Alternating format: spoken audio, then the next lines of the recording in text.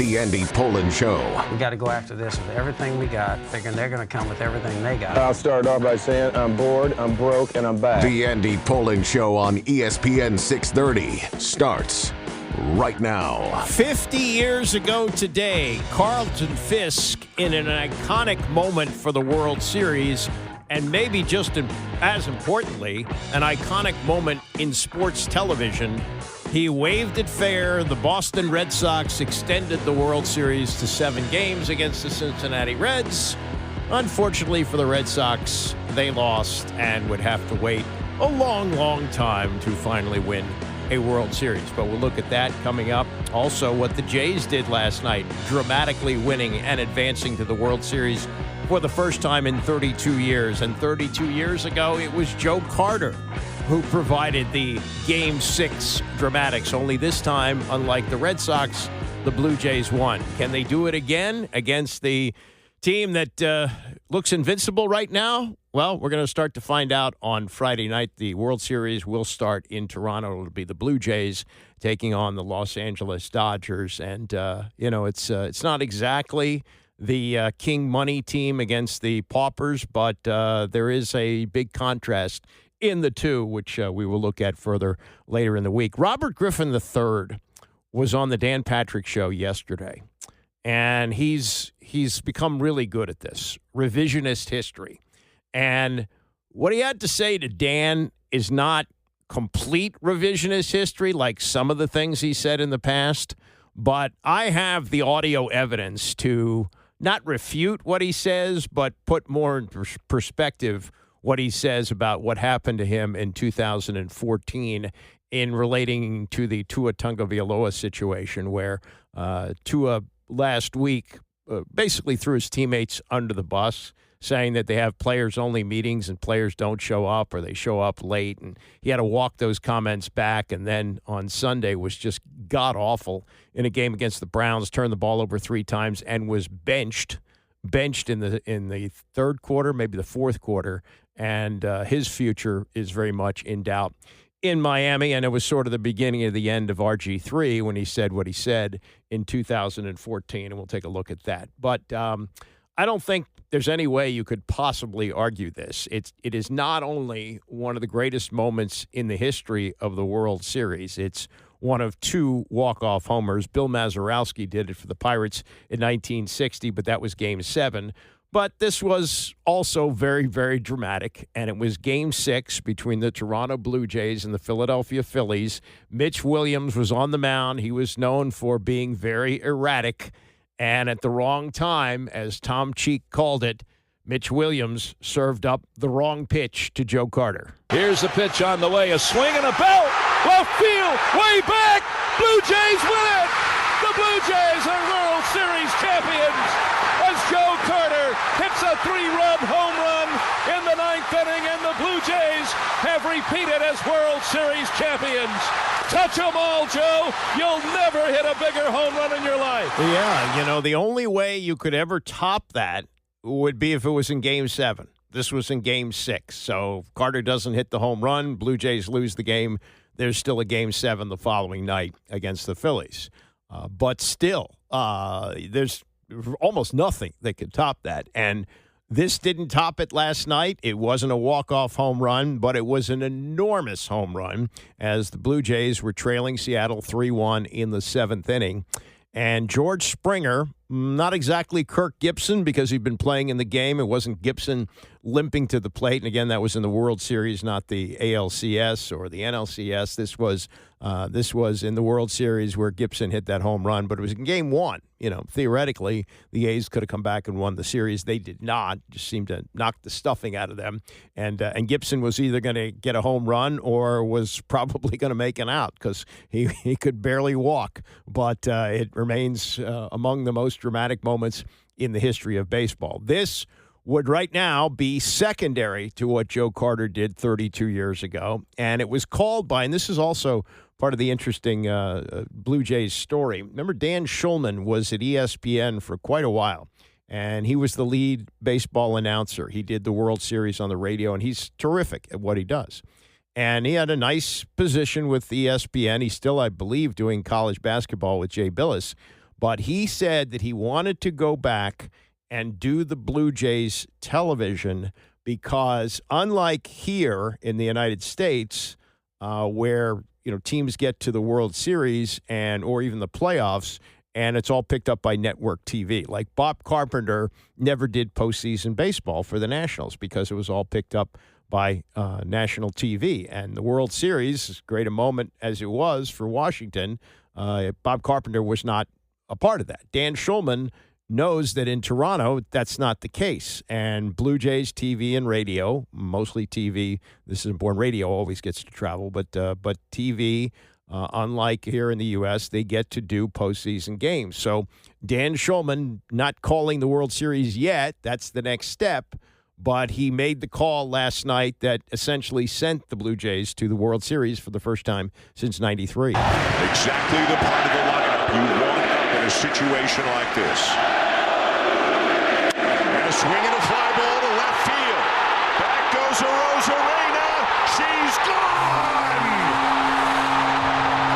George Springer puts the Blue Jays on top with a huge 3-run homer.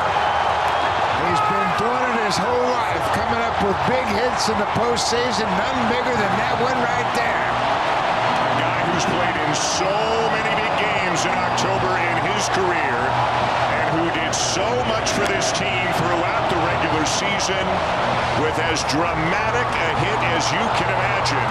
And the Blue Jays have the lead. Yeah, and they held on to that lead. They win the game 4-3. Springer with his 23rd postseason home run. Now, a lot of that was with the Astros, but now he does it with the Blue Jays. That's the third most in postseason history. And the Blue Jays, an amazing turnaround story. They had 74 wins last year. They were in last place. This year they win 94 and now are 4 wins away from winning the World Series. And Springer is part of the turnaround story. In 2024, he hit just .220 with 19 homers. This year, he hit .309 with 32 homers as the full-time designated hitter for the Toronto Blue Jays. And so now they are off to the World Series. And if you didn't hear enough in English, how about some Spanish? Une balle au cul de prise à Springer. La balle est frappée sur la direction de champ gauche. À la piste d'avertissement. Circuit. George Springer. Sur une jambe et demie, on en parlait. Il va vivre un moment où il va faire la différence malgré le fait qu'il est blessé. Kirk Gibson sort de ce camp. Yeah, George Springer sends the Blue Jays to the World Series. They do the locker room stuff differently, and I think this works out a lot better. Instead of having a reporter in there with goggles as he or she is getting doused with champagne, what they do now with the Fox set is they put a headset on the player, and he talks to the guys in the studio, and I think it works out much better. This was Springer as he appeared on the Fox crew with A-Rod and Jeter and Big Papi, and he was somewhat subdued after this, but what a big moment it was for him. Honestly, I was just trying to get the guy in from third. Those are 3 huge at-bats by Barger, by Izzy, by Hemme to have us in that spot, and our team just kind of operates on, let's get to the next guy. And, I know who's up behind me, so it's one of those spots, honestly, where I was just trying to get the guy in from third, and, here we are. Hey, George, Alex Rodriguez here. Congrats again, man. You're right where you belong. Great job leading this way. Listen, we were here in the sitting group with my compadres over here, and we're watching the game in real time. And were you surprised that Dan Wilson pulled Wu? Because I certainly was. I don't know. It's not really my job to focus on that. I think, my job is on who's ever going to be on the mound. Obviously that's an unbelievable staff over. That's a great team, who can really play the game. So just a huge moment for us as a team, and I couldn't be happier for us right now. George, what's up? This is Derek, man. Congratulations. And, you're always so much fun to watch, especially when it comes to postseason games. What is it about these moments that bring out the best in you? I just honestly try to enjoy it. It's something that I was told early in my career is you never know if you're going to get back here. You never know if you're going to be in these moments. And, there's so many guys that have come before us who deserve to be in these moments. And, you know, it's just kind of one of those things where you got to try to have fun and enjoy it, and you know, whatever happens, happens. Now, Springer's been there, done that with the Astros. Different story with the MVP of the series. That was Vlad Guerrero. Vlad Guerrero Jr. should be pointed out because his dad, you could probably make the case. I know it's Montreal, but it's the same franchise. Vlad Guerrero is the greatest player in the history of the franchise. I don't think there's any doubt about that. You might say Gary Carter, but Gary Carter's probably bigger fame was with the New York Mets. But Vlad Guerrero toiled for a long time in Montreal and didn't win anything. Now his son, not in Montreal, but in the country of Canada, playing for the Blue Jays, gets a chance to play in the World Series and was emotional about it as he talked to David Ortiz and A-Rod after the game. I saw you crying after the game was over. I want to know what was going through your mind at the moment. I mean, we work for this. We work so hard. We do everything we can do to win it, you know. And when you believe in God, like I say, when you believe in God, pray for this. Something like that happen, and you gotta give it the glory to God, you know. And this motion, you know, is first time in my career go to a World Series, you know, and I can hold it. I gotta give it. Gotta let it fly. You gotta let it fly. Yeah. Hey, Vlad Jr., congrats. This is Alex Rodriguez. Felicidades, mi hermano. Thank you. Gracias. First of all, I loved what you said earlier when you said you wanted your Joe Carter moment, your legacy moment. My question is this it right now? But I heard you say you have 4 more wins, so tell me how you feel right now. I feel good. I feel amazing. You know, the job is not finished. We're gonna try to go to the World Series and try to win it all. Like, we pray for this, and all the country is behind us, and we're trying to win the World Series back to Toronto. Sounds like the young guys are partying it up in the clubhouse in Toronto. Well, guess who's leading the party? Max Scherzer, who's 41 years old. He's been there, done that. Pitched Game 7 for the Nationals as they won the World Series 6 years ago. Pitched for Texas when they won the World Series 2 years ago. And now he's going back, and he talked to Kevin Burkhardt and David Ortiz and A-Rod and Jeter. Yeah, he was plenty fired up. Yeah, let's go, baby. You are feeling good, Max. It's great to see you. And listen, I mean, you've done this before. This will be your 4th squad going to the World Series. So let me just start with that. What has made this group so special, especially being able to come back from 2-0 down in this series? Man, it's this clubhouse. Everybody on this team, we play as a team. We're a unit. We've had this dream going for several months now. We've all been thinking it.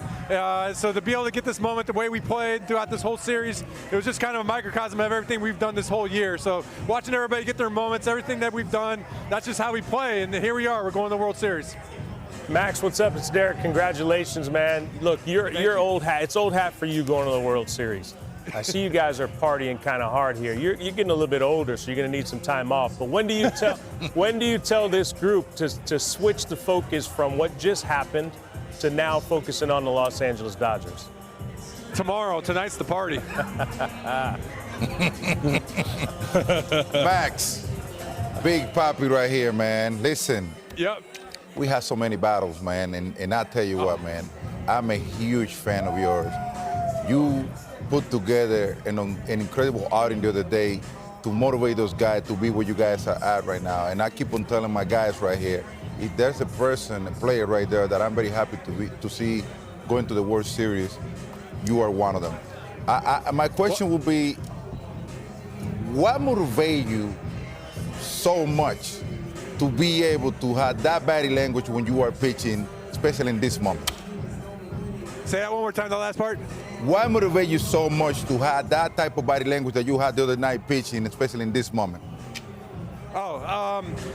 Man, that's just the way I pitch. My hair's on fire. I'm ready to go for anything. I want the ball. I just want the ball. And so that was a moment where, I knew I felt good. And as soon as I see that moment, I wanted the ball, and I'm just gonna tell the manager what's up. I'm just going to want the ball. So, but hey, facing you all those years, you made me better. I'm only in this picture today because I'm facing guys like you. You might have got me a few times, but I learned from that. I had to face all you guys on that stage. I love you, brother. Because of it. Well, Max, Alex here. Congrats on another World Series appearance, my man. Unfortunately, you faced me a lot, and I made you look really good because I never got any hits against you. So I obviously made you a lot better. No, but seriously, Max, you've accomplished pretty much everything any player, any pitcher could ever accomplish. But at this point in your career, north of 40, how much special and what does this mean going to another World Series for you? They're all the same. I mean, they mean so much to you. You know, when you're a kid, this is what you dream of. You dream to play in the World Series. And so when you get to live your dream out with all these guys in here, the way we play as a team, I'm still dreaming. I still feel like a kid. I'm still dreaming, and I get to live it. So, man, what a moment. What a moment for everybody in this clubhouse. And I'm just so happy to be a part of this team. Max, 2 quickies we'll let you run. First of all, you've seen and witnessed amazing moments. Howie Kendrick, obviously, Game 7 World Series that helps you guys win the World Series there. Where did Springer's home run rank? Where were you? Give me the view. Give me the whole thing and how that all set up today from your eyes. Oh, man, what a homer. I mean, any of these type of Game 7 homers are just all time. You'll never forget them for the rest of your life. But, yeah, I'm in the bullpen, so as soon as he hits it, it's over my head. That's a good view. All right, Max, we're going to let you go, but we're going to show this. I know you don't. Up, the ball's over my head. Hey, listen, I don't think you can see this, but we're going to show a video. We have this great video of you after you guys win, you just running on the field like a Mad Max. Your eyes are wide. You're screaming at people. It's amazing. Those moments, man. You run on. You're jumping for joy. I mean, you're on cloud 9. There's nothing better. I can remember every single one of them, and this one's just as good. I'm running in. I'm high-fiving Lauer. Like, what a moment! What a moment! And you just want to get with all your teammates. So. Hey, Max, congratulations, man. Continue having fun. And remember, keep your eyes on the batters so they don't see the baseball coming out of your hands. You my dog, baby. You my dog. Max Scherzer, he's going to go DJ the party. Max, thanks, buddy. We'll see you in the World Series. We appreciate it. Thank you. And that's why you pick up Max Scherzer. Yeah, he doesn't give you much during the regular season. Was god-awful at the end of the year, but clutch time, you want that guy and his attitude on the mound. I wouldn't be surprised if he gets a start. I don't know how the pitching rotation is going to work out, but the series, which will start on Friday night in Toronto, I would think that we'll see Max sooner rather than later in this World Series. Coming up, Robert Griffin III once again with his version of history. We'll look at the facts and more as we continue. It's the Andy Pollin Show, ESPN 630. The Andy Pollin Show on ESPN 630, the sports capital. Okay, so Robert Griffin III hasn't played in the NFL since 2020. I guess he stopped going around telling people that he still has world-class speed and teams are calling him to play, and he just has to find the right fit. He's done, and he's been done for a while. And even when he was that year, 2020, with Baltimore, he got hurt again. He gets hurt. That's what he does. He gets hurt all the time, and now he's long gone. He's out of football. So now he does a podcast. He was on ESPN, and I believe he had like a 5-year deal, and they got rid of him after 1 or 2 because he always made it about himself. And he's doing some games for Fox, and he's smart. He knows football, and he's good on television. But it's always about him. So to promote himself and his podcast, and I guess Dan Patrick kind of likes him, he was on with Dan yesterday, and they were talking about how the Giants blew it in Denver over the weekend. They were up 18 points in the fourth quarter, and they found a way to lose. So Dan asked RG3, were you ever on a team that would find ways to lose? And this was the answer that he uncorked. Did you play on a team where you felt like defeat was inevitable in the NFL?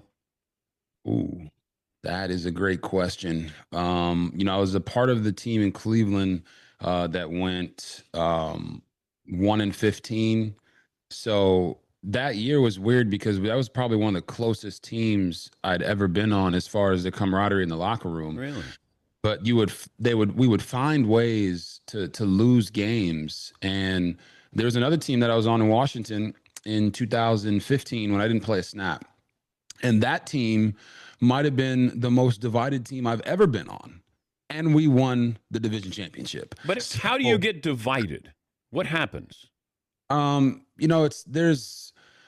It's kind of like the Eagles right now, right? They come off a victory, but you can hear A.J. Brown after he catches a touchdown, and he's like saying to the camera, "Throw me the ball." Like, they're winning games, but guys are not necessarily maybe not getting their numbers. They're not feeling like they're getting used the right way. And on that 2015 team, I believe we had Deshaun Jackson, Pierre Garçon, Kirk Cousins was the starting quarterback that year. And for whatever reason, there was just dissension in the locker room. And the talent overcame the dissension, and we were able to win the championship. Whereas in Cleveland, we were close-knit, tight, but we just weren't able. Maybe we were too young. We had like 5 rookie wide receivers, and we got rid of a lot of our veterans. And it's why it's so difficult to win in the NFL, because they're trying to figure out how to make quarterbacks successful. They're trying to figure out how to make the team successful, and they don't have a perfect recipe for it. But I think it all boils down to identity. That team in Cleveland in 2016 didn't have an identity. That team in Washington in 2015 had an identity. It was just dysfunction, and everyone bought into the dysfunction, and we found ways to win games. So there's no recipe for it, but I think if you have an identity, that is the start, and the Giants are building that identity, and they need to lean into Cam Scatterbo and Jackson Dart 100%. Okay, 2015. I'm pretty close to people who cover those teams and some of the players. I've never heard that before, that it was a divided team. The only division may have been that Robert Griffin III, who he's right, he did not play a snap, and I'll explain that in a second. The division may have been that Griffin thought he should have been the starting quarterback. In fact, he did an interview after he got benched where he said he thought he was the best quarterback in the league. The division may have been that he wanted to be the quarterback, and everybody else wanted Kirk Cousins to be the quarterback. And that team did win the division championship. And that team hosted a playoff game. They lost to the Green Bay Packers, but the dissension, never heard that before. Absolutely never heard that before. And by the way, Kirk Cousins had a great year, maybe his best year. He was a 69% passer. That led the league. He threw 29 touchdown passes, 11 interceptions, and threw for 4,100 yards.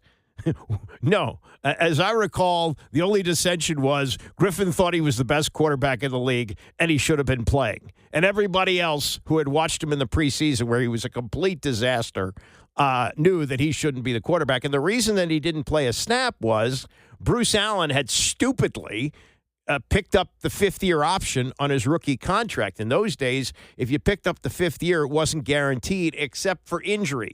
So if Griffin would have played that year and torn up his knee and then couldn't pass a physical when the league year began the following March, they'd be on the hook for the money. And it might have been, I don't know what it was, $20 million, $25 million, something like that. So this nonsense about a divided team and, the team in Cleveland was really close. That's the team he started for at the beginning of the year and was out for most of the season because he did what he liked to do, hang around on the sideline looking for a late hit. Somebody broke his shoulder. He came back, and the team didn't win a game. He won. I think he made 5 starts for a team that finished 1-15. He had the one win. Yeah, and that was such a close team. Right. And the Washington team, which won the division without RG3 playing a snap, was divided. Yeah, divided in the fact that he felt he should have been playing. The rest of the team knew that he should never get on the field. Then he gets to the Tua Tagovailoa situation. Now, Tua last week said I guess it was either after they lost a game on Sunday or Monday availability, whatever it was, or sometime last week, he said that they were having these players-only meetings and guys were showing up late or not showing up at all. He had to walk those comments back. Then they play at Cleveland on Sunday, complete disaster. They were blown out. He turned the ball over 3 times and was benched for Quinn Ewers in the 4th quarter. This is RG3 with his analysis of the situation, relating it to something that happened to him when he was the starting quarterback here in Washington in 2014. When you're losing, it is really difficult to be that vocal leader in front of that microphone and try to hold everybody in the organization accountable. I went through that. You know, you come off a loss and you say, hey, you know, it all starts with me. Yeah. I've got to be better and I've got to do this. And then it's like what you say next after that determines how the rest of your week and the rest of your season is going to go. And I made that mistake. So I understand where Tua is at because I said that. And then I came back and I said, you know what, the best this, do this, and we got to do that. And we got to, and your teammates, it's like they're looking at you and they're watching it on TV. Their friends are texting them and their family's texting them what's going on. And they skip the first part. Okay. Skip that you said on me and I got it. They go right to, hey man, he said you ain't catching the ball. He said y'all not getting open. And I know that feeling. So I always feel for the quarterbacks in those moments because you want to motivate your guys. No, but right? You want to be boring, RG. No, you got to be boring in the press conference. In the locker room, you can be animated, excited. Yep. You can do all of that. Yep. In front of us, your job is to say something but not really say anything. And Dan, I learned that. I learned that. I just didn't have the $141 million contract now. And I think a little bit of that comes with when you get that payment, you feel more of a responsibility to be the catalyst for that leadership. And I think that's where Tua is. He's learning on the job, you know, the mistakes that a lot of guys make early in their career, right in the middle of his career. So I think he needs to watch this episode of the Dan Patrick Show and like be boring. It's okay to say, hey, it's on me. I got to go watch the tape. Be Jalen Hurts.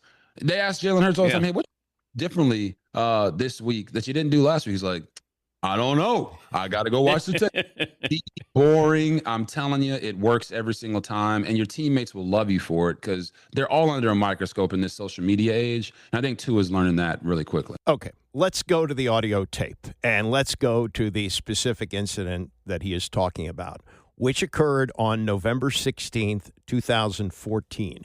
It was after Washington had lost to Tampa Bay at home, 27-7. Griffin threw for 207 yards and a touchdown, but he threw 2 interceptions, one of them a pick six, and was so bad that Chris Cooley, who at the time was doing film analysis with Kevin Sheehan, said it was such a bad performance that he couldn't even evaluate it. That's how bad it was. So this is Griffin. Now, you just heard him say to Dan Patrick that before he threw his teammates under the bus, and we'll get to that point, but before he threw his teammates under the bus, he said he took the responsibility. No, the responsibility is a lot of me. What you're going to hear here in this 1-minute soundbite, what we call it a soundbite, this was Robert Griffin III. What he said to Dan Patrick, taking responsibility, I think you're going to hear a lot more we than me. This was Robert Griffin III, November 16th, 2014, after an embarrassing performance in a blowout loss at home to Tampa. It was a travesty. It was a travesty out there today. We didn't play well. I didn't see the field as well as I would have liked to. We had turnovers. I can't throw interceptions. We had false start penalties, holding penalties. It was just bad ball out there today. And it's not that we look past Tampa Bay because we can't afford to look past anybody. The fact of the matter is we're not a very good football team right now, and we got a long way to go. And every guy's got to look himself in the mirror and say that to himself. You can't sit in your locker or be out on the field and say, well, it's not my fault. I'm a baller. I'm an all-pro. I'm a Pro Bowl player. Because right now we have no Pro Bowl players. We're not playing that way.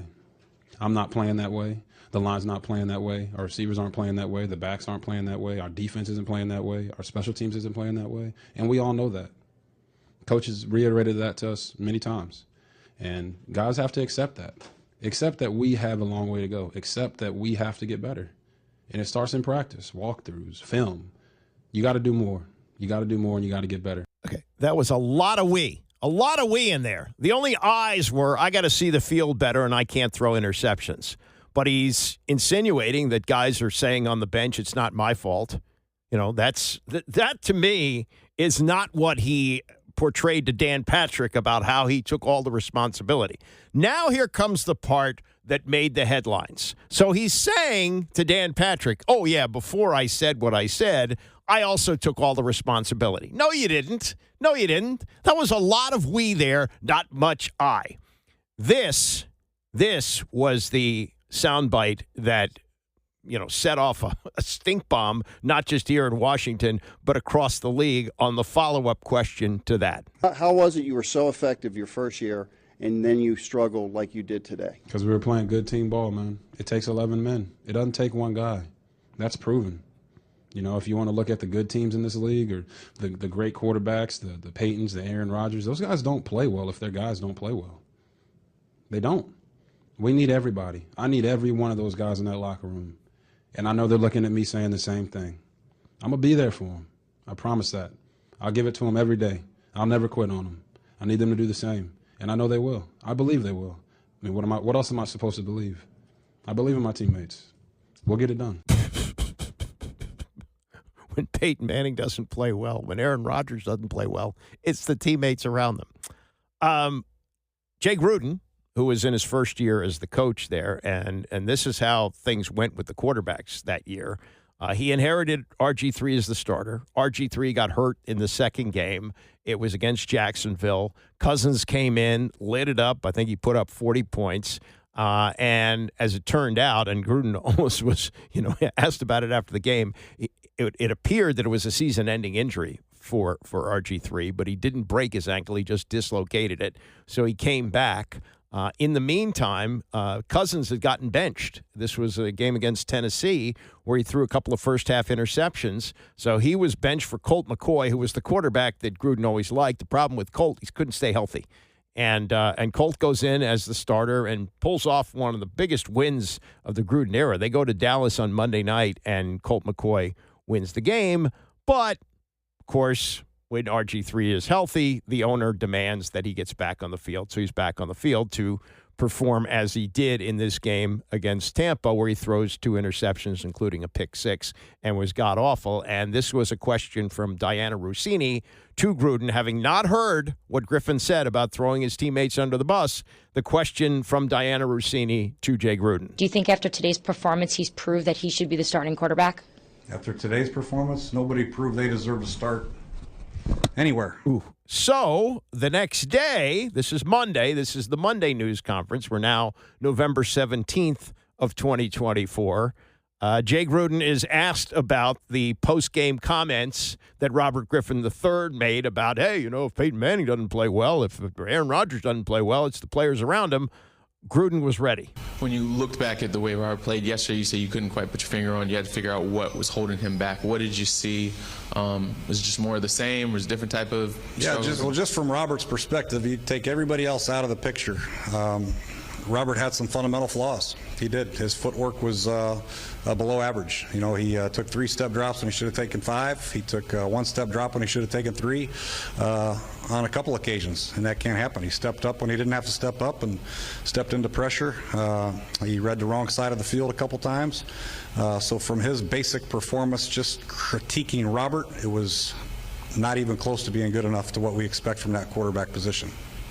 How is that possible that at this point in his development, in his career, that he would have that sort of fundamentally flawed game? I think, sometimes once the game gets going and the adrenaline starts going, sometimes you see things that maybe aren't there. You speed things up when you shouldn't speed things up, and you feel a sense of urgency that isn't quite there. You just have to play with a little bit greater poise and continue to rep these things out. So when you take a drop when you catch a shotgun snap or take a drop from under center, that should be the last thing you should think about. That should come natural. And right now, for whatever reason, those aren't coming natural, and that's on us as a staff. We got to make sure we make it as natural for him as possible. Is that what happened? The interception, is that sort of what happened there at all? What did you see with that one? The second one? It's the one that was returned for a touchdown where the linebacker just read his eyes and pops through. Read his eyes, yeah. That particular play, he's got to keep his eyes in the right place, and he stared down the receiver too long, and the linebacker did a great job of reading it and flowing into to the passing lane and made a play. But he understands that in that type of coverage, he's the free player that he has to control with his eyes and then throw accordingly. But he stared down Pierre a little bit too long, and the linebacker made a play. So that was Monday, a day after the Tampa debacle with RG3 throwing 2 interceptions, including a pick 6.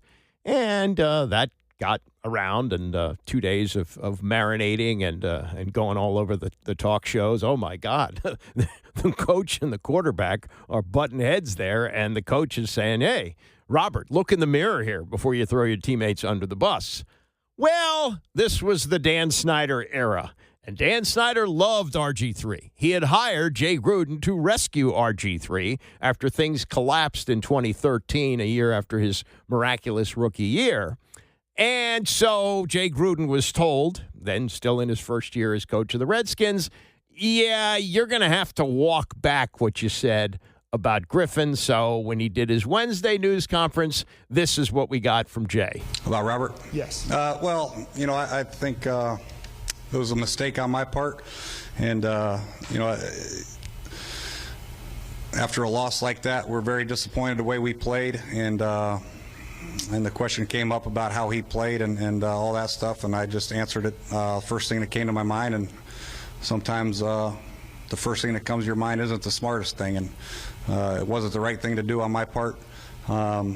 Correction should be made in-house with everybody involved. The play speaks for itself. The production on the field spoke for itself. I didn't have to really elaborate on any individual fundamental things other than the team was not good enough, was not prepared enough, was not coached well good enough to beat the Tampa Bay Buccaneers. Lovey had their team ready to play more than I had my team ready to play, and that's a direct reflection on me. The whole production of the game, offense, defense, special teams, the blown assignments, the false starts, lining up wrong, that is a direct reflection on myself and the coaching staff, and I got to take responsibility for that. Yeah, so Griffin was out in front here once again with ownership, and Jay Gruden had to step back, stand down. However, the following week, they played San Francisco. He was just as bad. They lost to Colin Kaepernick and the 49ers. It was a close game, 17-13, but RG3 was sacked 5 times, didn't throw a touchdown, and threw for just over 106 yards. And finally, Jay had enough. Colt was back as the starting quarterback, and he'd hoped to finish the year with Colt as the starter. The problem was Colt got hurt again. And because he had already benched Kirk Cousins essentially for the year, he wasn't going to go back to Cousins. And he went back to Robert Griffin III, and they finished out the year. They were 4-12. And then the following year, 2015, it was Griffin's job to lose, which he did, playing horrendously during the preseason. And supposedly it was a 5-hour meeting with Jay Gruden and Dan Snyder before he was finally allowed to put RG3 on the bench and go with Kirk Cousins. And what do you know? They won the division championship. So RG3's revisionist history, some of it's true, some of it's not. And this idea that before he threw his teammates under the bus, and let's play that one more time. This was Robert Griffin III on November 16th of 2014, where he, again, throws his teammates under the bus. How was it you were so effective your first year, and then you struggled like you did today? Because we were playing good team ball, man. It takes 11 men. It doesn't take one guy. That's proven. You know, if you want to look at the good teams in this league or the great quarterbacks, the Peytons, the Aaron Rodgers, those guys don't play well if their guys don't play well. They don't. We need everybody. I need every one of those guys in that locker room. And I know they're looking at me saying the same thing. I'm going to be there for them. I promise that. I'll give it to them every day. I'll never quit on them. I need them to do the same. And I know they will. I believe they will. I mean, what else am I supposed to believe? I believe in my teammates. We'll get it done. There's an old saying in football, Robert, tape don't lie. Coming up, more on the World Series, plus we'll take a look at what Ron Darling said about the Shohei Ohtani performance. It's the Andy Poland Show, ESPN 630. So has the carriage turned into a pumpkin? Well, not yet, but we're starting to see some signs of rot before Halloween. We'll get to that and what's going on with the Commanders, Jayden Daniels, all the injuries. Dan Quinn held a news conference yesterday. We'll hear some of what he had to say. Plus, historical perspective on what happened on Friday night with Shohei Ohtani. And it was 50 years ago today that Carlton Fisk waved it fair, and sports television has never been the same. We'll talk about what the great director Harry Coyle came up with and how it endures to this day as we segue into what is the wildest time of the year in sports. We've had this conversation with several people over the last few days. All the things that are going on right now. I know it happens every year in October, but the competition for breathing space is very small. And my theory is the remote control. It's not the number of channels. It's that you can easily switch from game to game or event to event and slip in, a few minutes of a movie if you want. We all have the attention span of a flea right now. And so it doesn't matter how much they cram in. At some point, you may flip over there, and if it's compelling enough, you're going to stay, and that's maybe good enough. Standalone games, they do it in the NFL, although that's even getting watered down. We had a doubleheader last night. Seems like we have a doubleheader every Thursday night. We have international games. Every Monday night, excuse me. We have international games. We have Thursday night games. And then college basketball is about to roll out all these big matchups. The NBA starts tonight. Hockey's been going on for a week. It's crazy. It's absolutely crazy. But we don't hear any leagues say, we got to find our space. We don't need to have our game start so soon. You hear a lot of things like the college basketball season really needs to start in like January and maybe finish up in June. Or May, who knows? But it's because one thing about college basketball, it doesn't really get that much attention until after the Super Bowl. And then the regular season is just about over. You have the conference tournaments, and then you're all done first week in April. Do you really want to have a season that lasts 6 weeks? It's really what it is now. It's a long season that begins now in October. Used to start like Thanksgiving weekend. Now it's starting a month earlier. And, it's not getting probably the attention that it deserves. Regular season college basketball is nowhere now. It's basically nowhere. All right, let's roll into what Dan Quinn said yesterday as he held his regular Monday news conference. And Dorrance Armstrong was the news that out for the year. And Quinn had said on Sunday in Dallas that he was going to have more information on Jayden Daniels. The information he has is not serious, but he doesn't know whether he's going to play yet on Monday night in Kansas City. But this is how Quinn opened things up yesterday. The only thing consistent right now has been our inconsistency. Told the team a message about some of our Navy SEAL friends and diving or sailing with no GPS and no landmarks. The three things you need to know are where are you going, and what bearings you're needed. And just 2 or 3 degrees off, and you're off course. And I said, that's where we are today. We're off course. Doing hard with good people isn't a slogan, but absolutely how we live. And so told them we're in hard right now. And we'll find out a lot about our team in these weeks ahead. So we need everyone to step up, coaches and players. That's our jobs. When I see turnovers or penalties or drops or missed tackles, when you hit a rash of injuries, those are the things that we should and must be able to count on. And hit that with the staff today, and that's disappointing to us. So our focus needs to be sharper. That's the bare minimum. And we're going to dig in to find out how we improve upon that. So that is our focus. The focus itself to make sure eliminate things if we need to be sharper and cleaner of how we play. But one thing I do know, we'll also make the choice to absolutely go for it. Not going to be easy, but we're not staying in this space either, you guys. So our identity has not come together. And these next 4 games until our bye, we got a lot of work to do to help create that. But the inconsistency is the thing that, man, we're gonna hammer this out, and we're gonna get there. But it's frustrating, and that's where we're at today. He hasn't ruled out lineup changes. He's looking at things. Defensively, they're a mess right now. The backfield is terrible.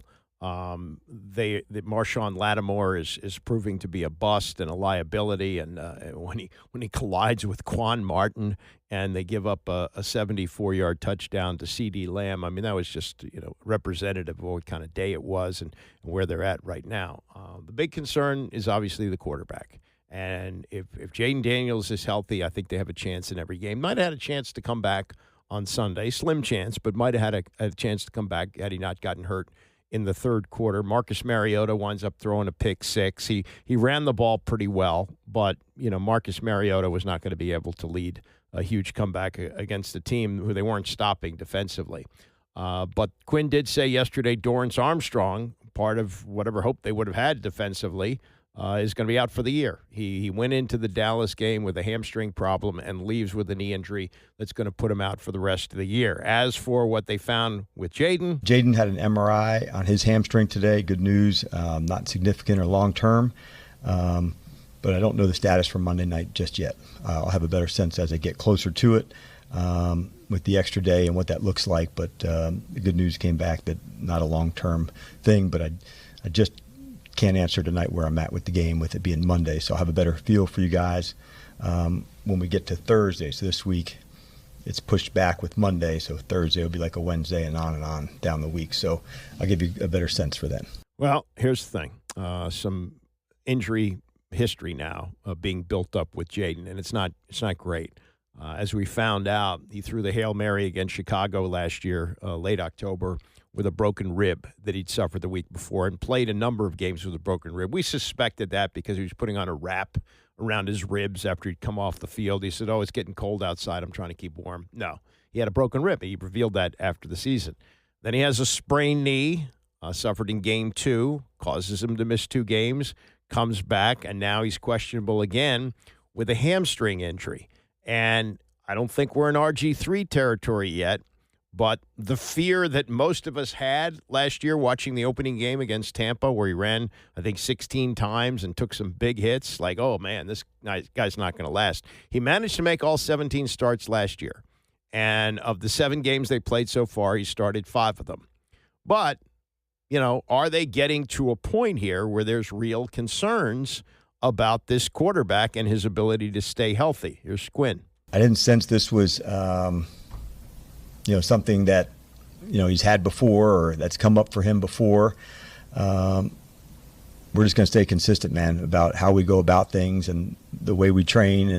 And certainly for him, too, I thought there was definitely steps forward from the time that he missed going into the game, when to throw away, when to stay alive, to go. And so me seeing that improvement already, JP, I'm pleased with that.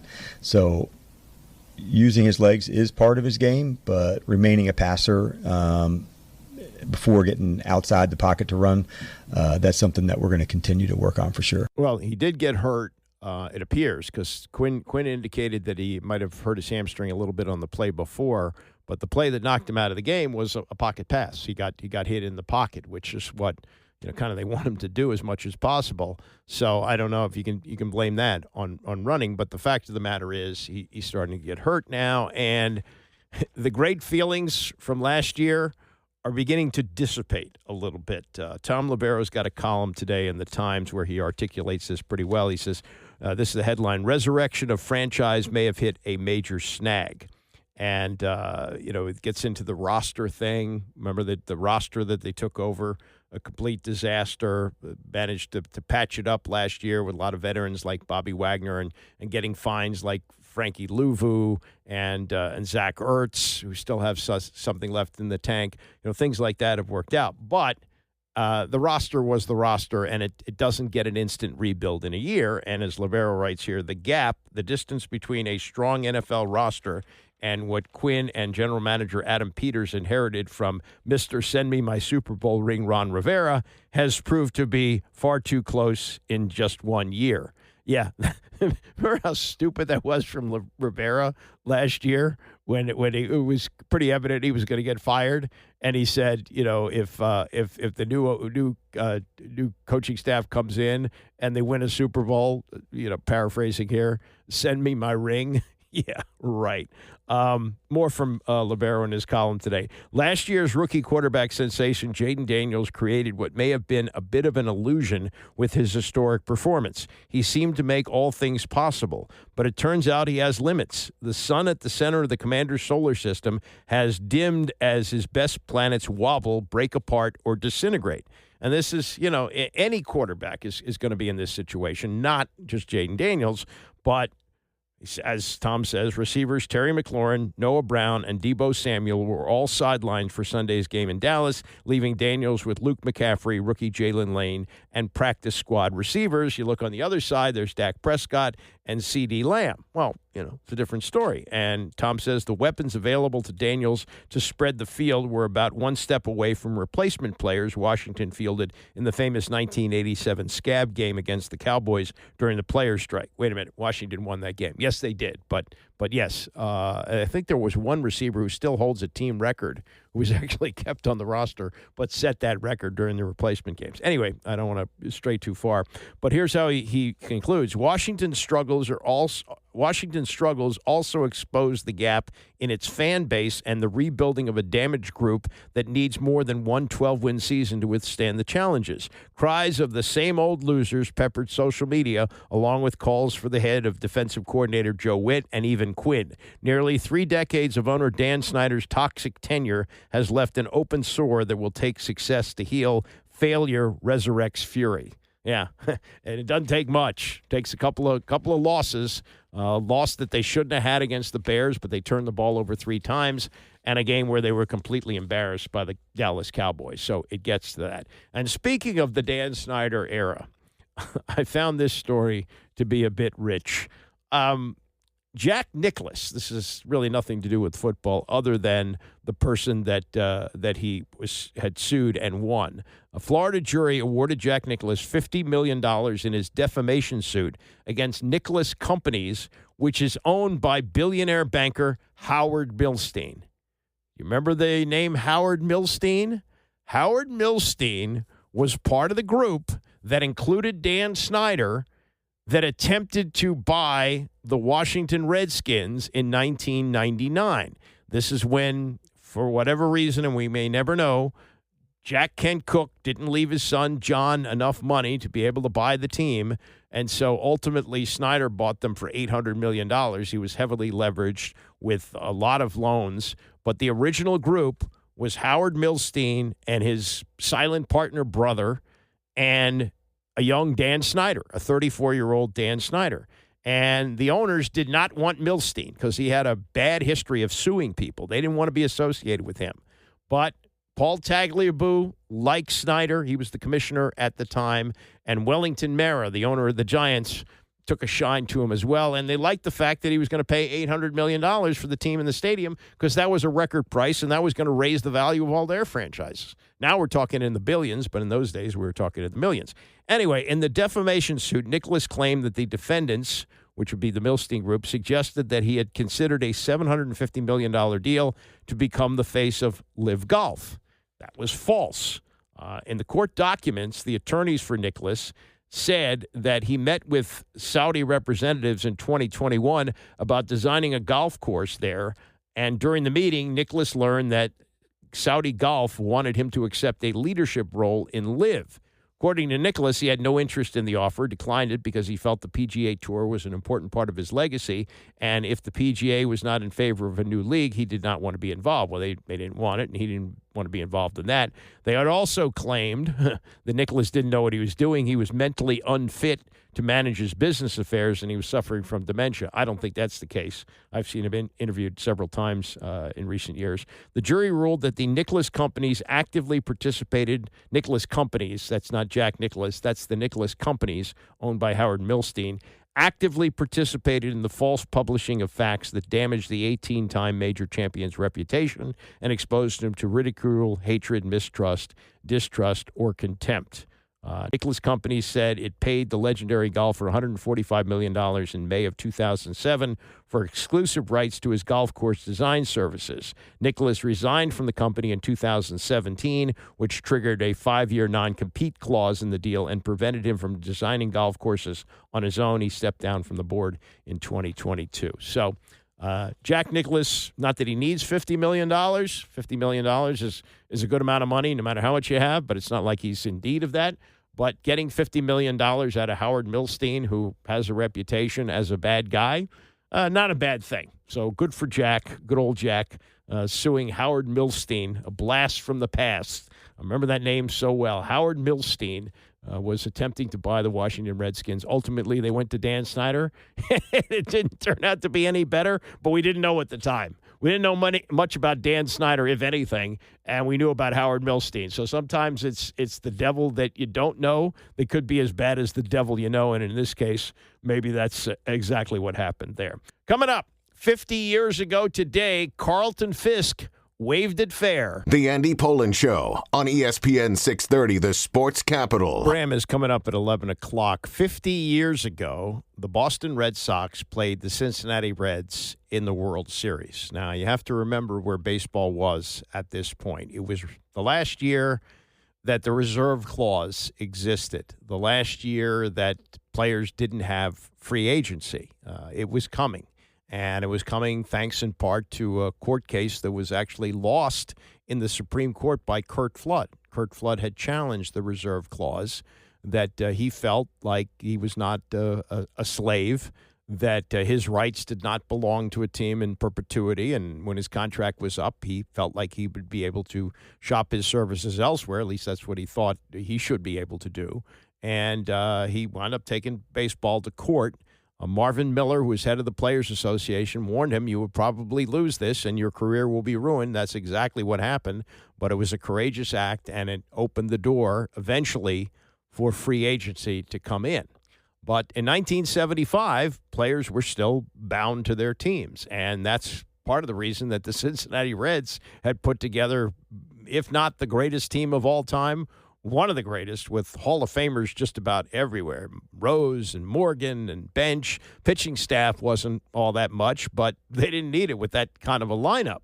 And so they made it to the World Series in 1975. They had arrived as a team. The Dodgers had been kind of the dominant team for a while. And in the American League, the Oakland A's had won 3 straight championships. Well, now the Boston Red Sox broke through in 1975, and they had been a team that had been cursed even to that point. They had the dream season of 1967, but they lost the World Series in 7 to the St. Louis Cardinals, and they had not won since 1908. They had been no, not 1908, but it had been a long, long time since they had won 1918, not 1908, 1918. Since they had won their last World Series. And so they get to Game 6, and again, they're trailing in the series because the Big Red Machine, this was the first of back-to-back World Series. They wound up sweeping the Yankees the following year. But they had taken a 3-1 lead in the series and a 3-2 lead in the series. And so now it comes down to Game 6, and it goes to the 12th inning. And Carlton Fisk is at the plate. And this is already playing out as a great game because it looked like the Red Sox were going to go down. And light-hitting Bernie Carbo sends it to extra innings with a home run. So, and you know, Pete Rose, who loved baseball, is coming up to the plate in the extra innings and saying to Fisk behind the plate, "Hey, Fisky, isn't this a great game?" You know, and so it comes down to this. It's the 12th inning, and it's Fisk at the plate and doing the announcing. This is another interesting angle on this game, is that Curt Gowdy had been for NBC for, I think, a decade or more, their guy. Like, he was like what Joe Buck used to be at Fox. He did the World Series, he did the Super Bowl, and he did other events for them. He was the announcer for NBC. But he got pushed to the side here in this. Maybe he was starting to lose it. I don't know. But there was a new breed that was coming in here. Bob Costas eventually became the lead announcer for NBC.